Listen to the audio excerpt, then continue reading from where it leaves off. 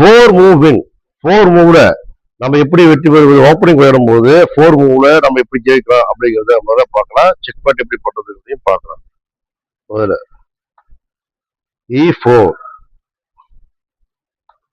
E5,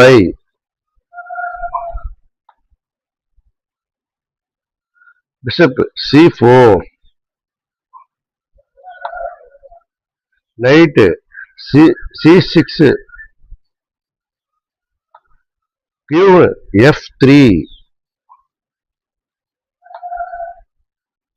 bishop C5 வச்சுட்டாங்க அப்படின்னா அது பிளண்டரு. இப்ப பாருங்க, குயின் X F7 வச்சோம் checkmate. Four move win.